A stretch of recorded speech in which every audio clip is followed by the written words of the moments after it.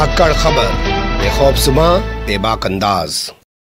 धाकड़ खबर के news room से मैं आपके साथ हूं अकरम रईस खान। कोर्ट संबंधित खबरों का ताज़ा बुलेटिन लेकर एक बार फिर से आपके सामने हाजिर हो गया हूं। आज के बुलेटिन में 11 अहम खबरें, लेकिन खबरों की शुरुआत करें उससे पहले बता देते हैं आज है जुमेरात का दिन, यानी कि गुरुवार का दिन, यानी कि बृहस्पतिवार का दिन, यानी कि इंग्लिश में कहें तो थर्सडे का दिन है। और आज ये आखिरी बुलेटिन धाकड़ खबर का आप लोग देख रहे हैं। कल फ्राइडे का दिन है, हम लोग छुट्टी पे रहेंगे। परसों हफ्ते के रोज, शनिवार के रोज यानी कि सैटरडे के रोज आपसे मुलाकात होगी। सुबह दुआएं कीजिएगा, आपकी दुआओं की बहुत ज़रूरत है, उसी के दम पे चल रहे हैं, वरना बहुत बड़े काबिल लोग, बड़े बड़े पैसे वाले चैनल बना के बैठे हैं। अब शुरुआत करते हैं पहली खबर के साथ।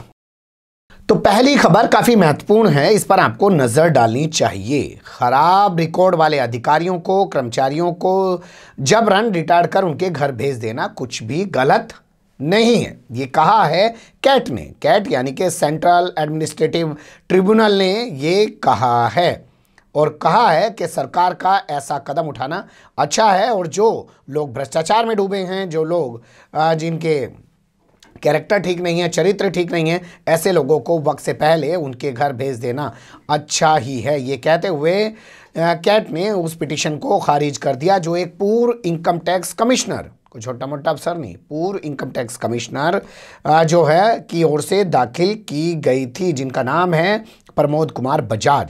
अदालत ने उनको जमकर फटकार लगाई, कहा कि 3 शादियां कर रखी हैं, कैरेक्टर का भी ठीक नहीं है और भ्रष्टाचार के भी आप पे आरोप हैं, आपके द्वारा दिए गई तमाम चीज़ें ये बयान कर रही हैं, फिर भी आप कह रहे हो कि आप समेत 85 अफसरों को जबरन रिटायर करना, वक्त से पहले रिटायर करना गलत है। हम लोग मानते हैं ये सही है और आपको इसमें कोई राहत नहीं दी जा सकती है। ये कहते हुए उनकी पिटीशन को खारिज कर दिया और कहा कि जो धारा 56J के तहत आप लोगों को इस तरीके से रिटायर्ड किया गया है वो सही किया गया। बता दें अभी हाल फिलहाल में एक खबर मैंने आपके सामने रखी थी कि उत्तर प्रदेश के गोरखपुर में पहली बार वो सामने आया है जो आदित्यनाथ योगी ने कहा था कि 50 साल से ज़्यादा उम्र के भ्रष्टाचारी पुलिस वालों को, काम ना करने वाले पुलिस वालों को जबरन रिटायर कर उनके घर भेज दिया जाएगा। तो ऐसे 44 पुलिस वालों को घर भेज दिया गया और अब ऐसे में कैट का ये फैसला 85 इनकम टैक्स अफसरों से जुड़ा हुआ, ये बहुत कुछ कहता है। क्या उस फैसले को भी कोर्ट में चुनौती दी जाएगी? तो यही कुछ होगा। अगली खबर का रुख कर लेते हैं। दिल्ली में बाल मजदूरी पर हाई कोर्ट ने जताई है सख्त नाराजगी और दिल्ली सरकार और दिल्ली पुलिस से मांगा है जवाब। दिल्ली हाई कोर्ट के चीफ जस्टिस DN पटेल उनके साथ प्रतीक जालान की बेंच ने नोटिस जारी किया है दिल्ली सरकार को और दिल्ली पुलिस को और कहा है कि वो इस बारे में एक विस्तृत रिपोर्ट उनके सामने दाखिल करे कि दिल्ली में जो कंस्ट्रक्शन साइट्स हैं वहाँ पे बाल मजदूरी किस तरीके से की जा रही है। इस मामले में अब अगली सुनवाई 22 जनवरी को होगी। बता दें आपको, ठंड के दिनों में कोर्ट बंद हो जाती है तो वो वक्त आ ही रहा है कि अदालतें फ़िलहाल बंद हो जाएं। साथ ही अभी तक रिहा कराए गए बच्चों के बारे में, जो बाल मजदूर हैं, उनके बारे में एक जानकारी दी जाए। इसके अलावा कहा अदालत ने कि हमने लॉकडाउन के दौरान कहा था कि एक वेबसाइट बनाइए, उस पर मजदूरों का रजिस्ट्रेशन करिए कि कौन बाहर से आता है, कौन यहाँ से चला जाता है, पूरा एक डाटा तमाम होना चाहिए। उस पर भी एक स्टेटस रिपोर्ट कोर्ट के सामने फाइल की जाए। एक शख्स कोर्ट पहुंचे हैं, उन्होंने पिटीशन दाखिल की है, कहा है कि मेरा नाबालिग बच्चा है और इसके अलावा 115 बच्चे और हैं, उनसे दिल्ली में जो है बंधुआ मजदूर के तौर पर, यानी कि बंधुआ बनाकर उनसे बाल मजदूरी कराई जा रही है, उन सबको रिहा कराया जाए, ये मांग की है। उसी को लेकर ये नोटिस जारी किया है दिल्ली सरकार और दिल्ली पुलिस को। अगली खबर का रुख कर लेते हैं। सभी धर्मों में एक समान होनी चाहिए तलाक देने की और गुजारा भत्ता देने की पूरी प्रक्रिया, यानी कि पूरा जो सिस्टम है, भाई तलाक देने का भी एक जैसा हो और फिर बाद में गुजारा भत्ता देने का जो सिस्टम है वो भी एक जैसा हो। बताइए, अदालतें तो पैसे के हिसाब से डिसाइड करती हैं। किसी आदमी का जुगाड़ है हज़ारों देने का, किसी का जुगाड़ है लाखों देने का, किसी का जुगाड़ नहीं है सैकड़ों भी देने का, पर प्रक्रिया तो एक ही होती है। सारे के सारे ही वही 125 के तहत जो है मुआवजे के लिए जाते हैं और गुजारा भत्ते के लिए जाते हैं। ये पिटीशन सुप्रीम कोर्ट में दाखिल की गई है, जिस पर सुनवाई करने के लिए सुप्रीम कोर्ट तैयार हो गया। बता दें पहले सुप्रीम कोर्ट इस मामले पर सुनवाई करने के लिए तैयार नहीं था, लेकिन अब हो गया है।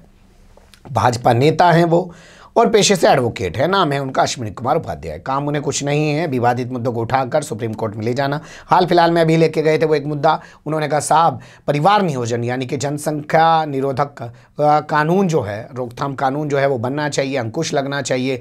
लेकिन सरकार जब वहाँ पहुँची तो वहाँ सरकार की पोल खुल गई, वो बेनकाब होगी। जो सरकार बाहर चिल्लाती है, जिसके गिरिराज सिंह बाहर रोज चिल्लाते हैं जनसंख्या कानून बनेगा, वहाँ पर अदालत ने कहा कि हम कोई ज़बरदस्ती कानून बनाने के हक में नहीं है, ये लोगों के विवेक पे होना चाहिए वो कितने बच्चे पैदा करने चाहते हैं। ये अलग बात है कि आरएसएस के बहुत सारे नेता कहते हैं बच्चे अब 4 पैदा करो, 2 अपने पास रख लो, 2 आरएसएस वालों को दे दो, तो वो भी अभी हक में नहीं है। ये भी एक चीज़ यहाँ सोच के चलिएगा। तो इन्होंने अभी ये नई पिटीशन दाखिल की है जिसमें कहा है कि साहब एक बात बताइए, तलाक देने का सिलसिला जो है सभी धर्मों में, सभी जातियों में, सभी वर्गों के अंदर एक जैसा होना चाहिए और गुजारा भत्ता देने का भी एक जैसा होना चाहिए। अदालत ने कहा ठीक है भाई, सुन लेते हैं तेरी बात को, नोटिस जारी कर देते हैं केंद्र सरकार को। तो केंद्र सरकार को इस मामले में नोटिस जारी कर दिया गया है। बता दें इसी तरह की एक पिटीशन लेकर ये दिल्ली हाईकोर्ट में पहुंचे हुए हैं, जहां पे मुस्लिम पर्सनल लॉ बोर्ड भी इनके सामने पार्टी बना हुआ है, जिसमें इन्होंने कहा है कि समान नागरिक संहिता लागू कर देनी चाहिए। ये तमाम तरीके के ऐसे ही मुद्दों को उठाकर कोर्ट में ले जाते रहते हैं, और वो भी जनहित याचिका के जरिए। और बड़ा सवाल ये कि इनकी जनहित याचिकाओं को एंटरटेन भी किया जाता है, वरना दूसरों की तो खारिज हो जाती है, उन पर फटकार लगा दी जाती है, जुर्माना लगा दिया जाता है। अगली खबर का रुख कर लेते हैं। चिकित्सा उपकरण यानी कि मेडिकल इक्विपमेंट को ड्रग्स की श्रेणी में यानी कि ड्रग्स की कैटेगरी में रख दिया गया और उनको लिस्टेड कर दिया गया, यानी कि अधिसूचित कर दिया गया है। उसको चुनौती दी गई है। क्या है पूरा मामला जान लेते हैं। दिल्ली हाई कोर्ट के चीफ जस्टिस हैं DN पटेल और उनके साथ जस्टिस हैं प्रतीक जालान। उनकी बेंच ने केंद्र सरकार को नोटिस जारी किया है, क्योंकि रक्त निगरानी मतलब खून की देखरेख के लिए जो मेडिकल इक्विपमेंट यूज़ होता है, अब वो ड्रग्स की श्रेणी में आ गया है, ड्रग्स की कैटेगरी में आ गया। इसी तरीके से डिजिटल थर्मामीटर है, उसको भी ड्रग्स की कैटेगरी में ला दिया है, जिससे जो ये इक्विपमेंट बनाने वाली कंपनियां हैं या ट्रेडर्स हैं जो बेचने वाले हैं, वो लोग काफ़ी दुखी हैं, परेशान हैं। उसी के चलते उन्होंने ये हाई कोर्ट में चुनौती दी है। हाई कोर्ट ने केंद्र सरकार को नोटिस जारी कर दिया है।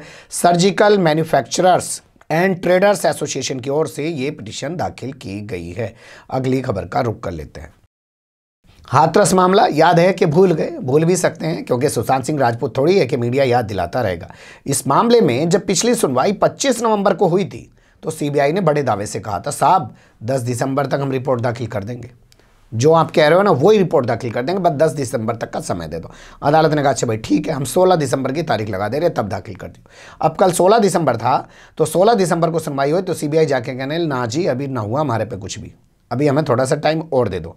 अदालत ने कहा भाई ठीक है, तू कह रहा टाइम दे देते हैं। अब ठीक है, 27 जनवरी को इस मामले में हमें फाइनल रिपोर्ट यहाँ दाखिल करिए, अपनी जांच पूरी करिए। साथ ही अदालत ने जो सीमा कुशवाहा एडवोकेट हैं जो लड़की का पक्ष रख रही हैं, उनके आरोपों के बाद जो वर्तमान DM है प्रवीण कुमार, जिन्हें आज तक हटाया नहीं गया, जो बड़ी बेशर्मी से कह रहे थे अरे थारी छोरी अगर उससे मर जाती कोरोना से तो कुछ मिल जाता क्या, ऐसे मर गई, 25 लाख रुपए मिल रहे, तुम्हें नौकरी दे रहे, तुम्हें घर दे रहे। वो DM जिसने रात को लाश को जलवा दिया, वो अभी तक वहाँ सीट पर बैठा हुआ है, जबकि परिवार, मीडिया, तमाम विपक्षी पार्टियां उस पर आरोप लगा रही हैं। कोर्ट भी उसकी भूमिका पर सवाल खड़े कर रहा है। तो उसको कह दिया है DM को कि अच्छा भाई ठीक है, तू भी 27 तारीख को आ जा। साथ ही वहाँ के जो SP हैं विनीत जायसवाल, उनको भी कह दिया है कि 27 तारीख को आप भी हाजिर हो जाओ। तो इन दोनों को हाजिर करा लिया गया है। लेकिन बड़ा सवाल ये कि तारीखों पर तारीखें ले रही है CBI, जांच रिपोर्ट आखिर कब पेश करेगी? बता दें आपको, सुप्रीम कोर्ट के आदेश पर इलाहाबाद हाई कोर्ट की लखनऊ बेंच इस मामले का सुपरविजन कर रही है, जिसकी जांच CBI कर रही है। उसे हाथरस मामला कहते हैं, जहां 14 सितंबर को 19 साल की एक दलित बच्ची के साथ हैवानियत हुई, 29 सितंबर को उसकी मौत हो गई, 30 सितंबर की रात को पुलिस ने सारी दरिंदगी की हदें पार कर दी जब उसकी लाश को जला डाला। उसी को लेकर मामला हाई कोर्ट में विचाराधीन है 2 अक्टूबर से। अगली खबर का रुख कर लेते हैं। Stand up comedian Kunal Kamra को जानती हैं आप लोग, सारी दुनिया जानती है। उन्होंने अर्णब गोस्वामी कि सुप्रीम कोर्ट से रिहाई के बाद, सुप्रीम कोर्ट से जमानत मिल गई थी ना, 4 नवंबर को गिरफ्तार हुआ अर्णब गोस्वामी, 11 नवंबर को रिहा हो गया। तो इसके बाद इन्होंने एक के बाद एक कहीं ट्वीट कर दिए। उसे माना गया कि इन्होंने कोर्ट की अवमानना की है। इनसे कहा गया कि भैया माफ़ी मांग लो। इन्होंने कहा मैं तो नहीं मांगता माफ़ी। तो मामला पहुंच गया अटॉर्नी जनरल की अदालत में। अटॉर्नी जनरल के पास ही वो अधिकार है कि वो किसी मामले में अवमानना का केस चलाने की इजाज़त दे सकते हैं, या दूसरा अधिकार कोर्ट के पास खुद है कि वो खुद किसी मामले में अवमानना का केस शुरू कर दें। तो अटॉर्नी जनरल के दरबार में अर्जी लगाई गई। अटॉर्नी जनरल ने अनुमति दे दी। तो अब इस पर सुनवाई कंप्लीट कर ली गई है आज, यानी कि 17 तारीख को। अब इस पे बताया जा रहा है कि कल फैसला सुनाया जा सकता है। अब वो फैसला किस तरीके का आएगा अभी कुछ कहा नहीं जा सकता, क्योंकि बता दें प्रशांत भूषण के मामले में सिर्फ 1 रुपये का उन पे जुर्माना लगाया गया था। कहा गया था 1 रुपये का जुर्माना दो, नहीं तो सजा काटो। जस्टिस अशोक भूषण हैं, जस्टिस MR शाह हैं और जस्टिस RS रेड्डी यानी कि R सुभाष रेड्डी की बेंच के सामने मामला गया। उन्होंने सुना और सुनने के बाद फैसले को सुरक्षित रख लिया। अब वो इस मामले में 18 तारीख यानी कि कल जुमे के दिन, शुक्रवार के दिन अपना फैसला सुनाएंगे। देखना दिलचस्प होगा कि कुणाल कामरा को क्या सज़ा सुनाई जाती है और उसके बाद उनका क्या रिएक्शन होता है। लेकिन हमारी जानकारी के मुताबिक अभी तक उन्होंने अपना पक्ष रखने के लिए कोई वकील ना खड़ा किया है, ना अपना पक्ष कोर्ट में रखा है। तो ऐसे में कोर्ट की जिम्मेदारी ये भी होगी कि क्या वो एक तरफा पूरे मामले को सुनकर कोई फैसला सुनाएगी, या फैसला ही ऐसा सुनाया जाएगा कि अलग से फिर नए तरीके से कोई सुनवाई हो, ताकि उसमें कुणाल कामरा का पक्ष भी रखा जा सके। ये हमारी जानकारी है, पुष्टि हम नहीं कर सकते। इधर उधर से जानकारी है कि उन्होंने अपना वकील नहीं रखा है। अगली खबर का रुख कर लेते हैं। पुलिस ने किया था गिरफ्तार और लगाया था उन पे मारपीट करने का आरोप, लगाया था उन पे लूटपाट करने का आरोप। पता है पुलिस वालों को मारपीट करके लूटपाट कर रहे हैं लोग। ये भी उत्तर प्रदेश में, जो पुलिस 2 मिनट में एनकाउंटर में मार दे लोगों को।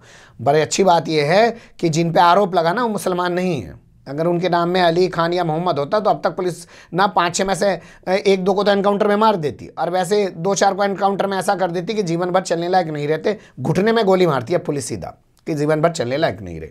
मामला नहीं पता आपको, मामला बता देते हैं। कुशीनगर एक जगह है, ये वही जगह है जहां से मुस्लिम प्लान कर रहा है। इस इलाके से मुसलमानों को भगाया जा रहा है, लेकिन कोई मीडिया नहीं है उनके पास, तो उनकी कोई बात उठा भी नहीं सकता। यहाँ पे हिंदुत्ववादी ताकतें बहुत ज़बरदस्त तरीके से फैलती जा रही हैं। यहाँ के CGM की कोर्ट के सामने 6 लोगों को पुलिस ने पेश किया। कसाया यहाँ की एक पुलिस पड़ती है, उसने उनको गिरफ्तार करके पेश किया। आरोप लगाया, साहब कसाया में जो फ्लाईओवर है वहाँ पे होटल है, हम खाना खा रहे थे, पुलिस वाले बैठे हुए सादी वर्दी में थे जी हम, और हमारे बगल में ये जो लोग बैठे थे ये भी खाना खा रहे थे, हमारे साथ मारपीट करिए, लूटपाट करिए, पुलिस वालों को मारा। तो उसी दौरान 3 लड़कियाँ एक वकील लेकर वहाँ पहुँची और उन्होंने कहा CGM साहब हमारा भी पक्ष सुना जाए।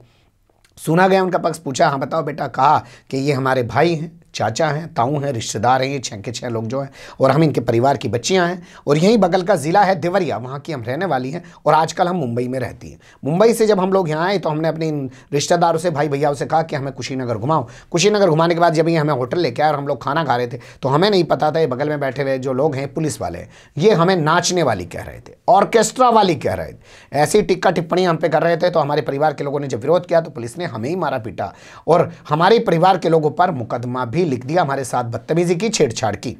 कोर्ट ने पूरे मामले को सुना और पूरे मुकदमे को खारिज कर दिया और कहा कि इस मामले में फैसला सुरक्षित रख लिया जाता है और इस मामले में फैसला गुरुवार यानी कि आज सुनाया जाएगा। लेकिन मेरे पास जानकारी उसकी अभी नहीं है, जब तक मैं आपके पास खबर रख रहा हूं। सब लोग सन्न रह गए अदालत में और पूरे ज़िले की अब इस पर नज़र लगी हुई है कि अदालत का आखिर फैसला क्या आएगा। ये काफ़ी महत्वपूर्ण होने जा रहा है। इस पर मैं परसों जब लौटूंगा तो ज़रूर आपको इससे रूबरू कराऊंगा। वैसे आप लोग भी सर्च करके देख ही सकते हैं, अब तो इंतज़ार नहीं है कि धाकड़ खबर ही खबर आपके सामने रखे। अगली खबर का रुख कर लेते हैं। डॉक्टर कफील खान के खिलाफ दाखिल की गई योगी सरकार की पिटीशन को सुप्रीम कोर्ट ने सिरे से खारिज कर दिया। कहा भैया हम हाई कोर्ट के फैसले में हस्तक्षेप करने के मूड में ही नहीं है, हम सुनना ही नहीं चाहते, ले जाओ अपनी पिटीशन को, यहाँ लेके क्यों आए हो। बता दें आपको 1 सितंबर 2020 को इलाहाबाद हाई कोर्ट की फुल बेंच ने यानी कि चीफ जस्टिस की बेंच ने, जो गोविंद माथुर है, NS से हटा दिया था डॉक्टर कफील खान से और उनको रिहा कर दिया था, जिसके बाद वो 2 सितंबर को रिहा हो गए थे। नियम अनुसार हाई कोर्ट के फैसले के खिलाफ अगर सुप्रीम कोर्ट आना था आदित्यनाथ योगी को तो उनके पास टाइम था 2 दिसंबर तक आने का, लेकिन वो आए 12 दिसंबर को। मैंने आपसे पहले ही कहा कि भैया 90 दिन के बजाय 102 दिन में आ रहे हो, 12 दिन पहले ही लेट हो, कोर्ट इस मामले को सुनेगा नहीं। वही हुआ, कोर्ट के सामने जब ये फाइल पहुंची तो कोर्ट ने सिरे से खारिज कर दिया और हस्तक्षेप करने से इनकार कर दिया और कहा कि अपनी ये पिटीशन लीजिए और अपने घर की तरफ जाइए। अभी से आदित्यनाथ योगी की सरकार को झटका माने, डॉक्टर कफील खान के लिए राहत माने, जो भी आप मानना चाहें वो आप मान सकते हैं, लेकिन शर्म आना बहुत बड़ी चीज है। अगली खबर का रुख कर लेते हैं। एकता कपूर की गिरफ्तारी पर सुप्रीम कोर्ट ने रोक लगा दी है। बता दें, एकता कपूर और उन समेत 3 लोगों के खिलाफ मध्य प्रदेश के इंदौर में एफआईआर दर्ज कराई गई थी। आरोप लगाया गया था कि उनकी जो वेब सीरीज है XXX, उसका जो सीजन 2 आ रहा है उसमें धर्म विशेष का अपमान किया गया है, उसमें जो है समाज को तोड़ने वाली चीज़ें दिखाई गई हैं, उसमें अश्लीलता परोसी गई है और ये तमाम आरोप लगाते हुए उनके खिलाफ एफआईआर दर्ज कराई गई थी। लग रहा था उन्हें उनकी गिरफ्तारी हो सकी है, लेकिन सुप्रीम कोर्ट ने उनकी गिरफ्तारी पर फौरी तौर पर रोक लगा दी है, उनको एक बड़ी राहत दी है। बता दें आपको, इंदौर का जो थाना था उसका नाम था अन्नपूर्णा थाना, वहाँ पे एफआईआर दर्ज की गई थी। अगली खबर का रुख कर लेते हैं।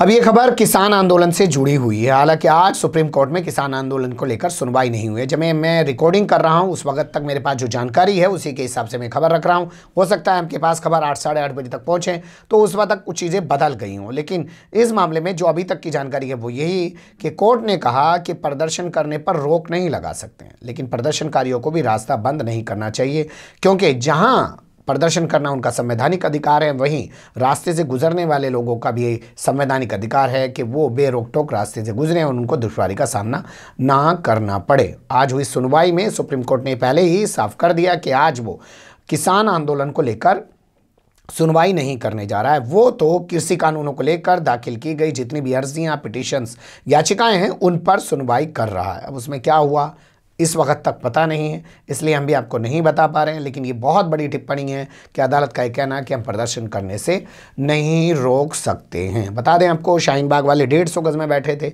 लेकिन 2 किलोमीटर जाके दूर पुलिस ने रास्ते बंद करके दिखाने की कोशिश की कि उन्होंने 2-2 किलोमीटर तक रास्ते बंद कर दिए। वैसा ही कुछ आप टिकरी बॉर्डर की तरफ जाएंगे दिल्ली में, आप सिंघू बॉर्डर की तरफ जाएंगे तो 2-2, 3-3 किलोमीटर पहले पुलिस ने रास्ते बंद कर दिए हैं सीमेंटेड बैरिकेडिंग लगाकर।